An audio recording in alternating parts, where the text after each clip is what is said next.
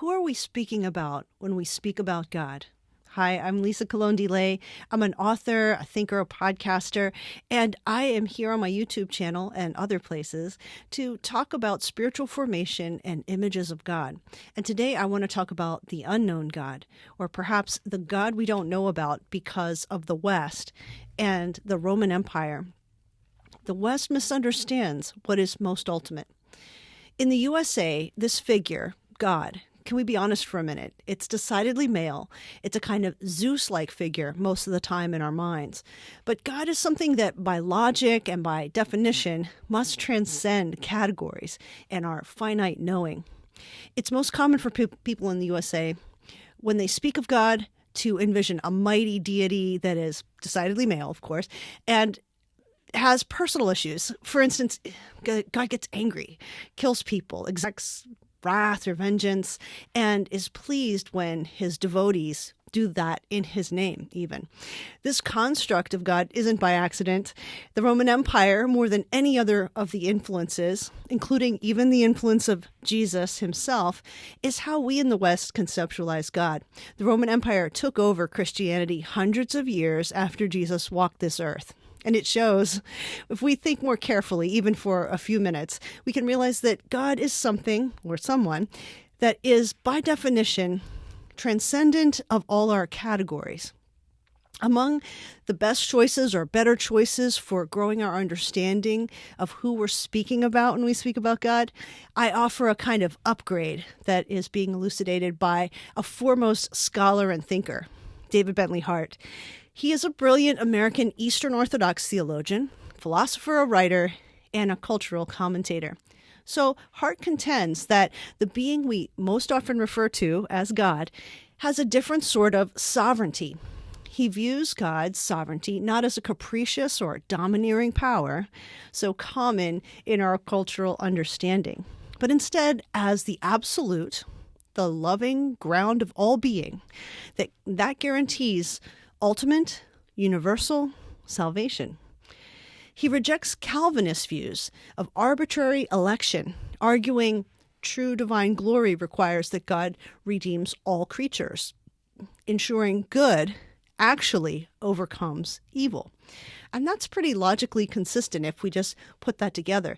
But most of our conceptions in Christianity in the West don't go by these sorts of logics. And I'll cover these ideas of what sovereignty is to many people in the U.S.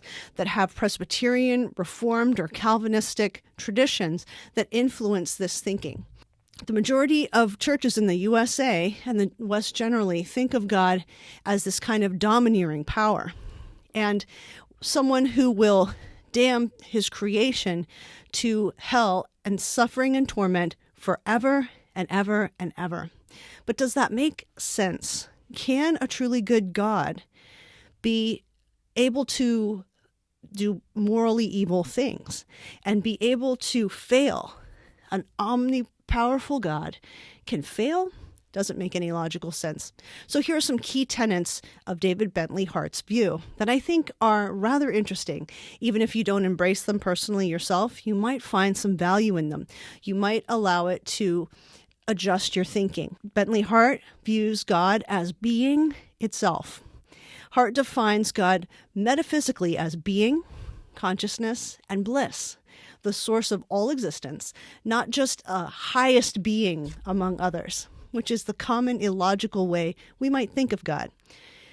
For Hart, sovereignty equals universalism. Now, this is a divergent viewpoint from many views in Christianity, but his viewpoint actually makes quite a bit of sense and is closer to the original Christians' understanding of what we mean by salvation.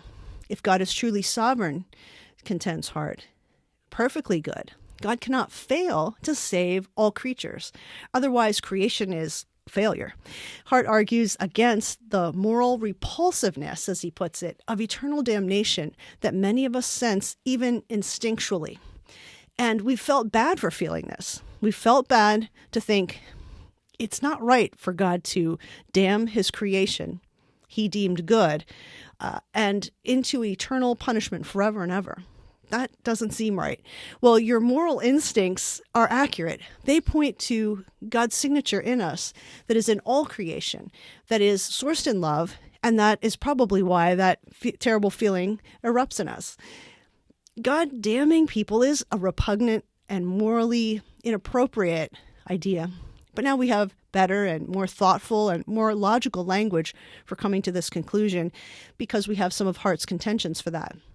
Third, Hart rejects the Calvinist view of sovereignty.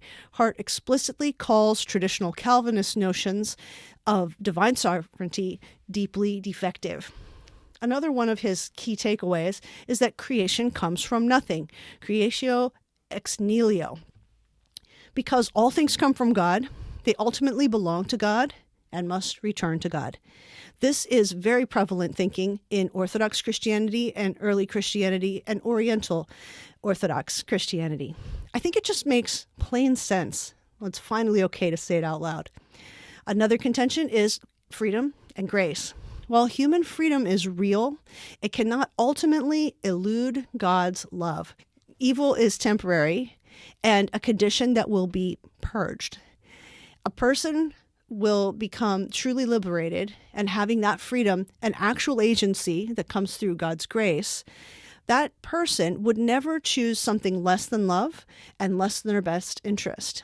If they ever would choose something, like choose to refuse God, they wouldn't truly be free, because any free person will choose love and will choose in their best interest and in the best interest of others.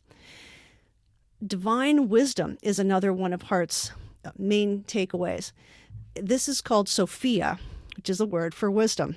God's presence is viewed as deep joy and longing of creation, restoring fallen reality rather than destroying it.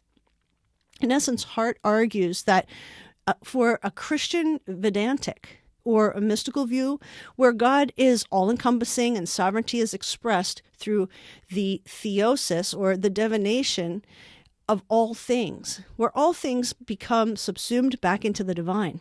I'll explain this Vedantic idea, what it means and what it is, in the next video soon. Thank you for listening, but what do you think? Do you think this makes sense? Does it make you uncomfortable? Your thoughtful comments are welcome, and I hope you subscribe and do that to comment or to get alerts of some of my live events that are coming up soon.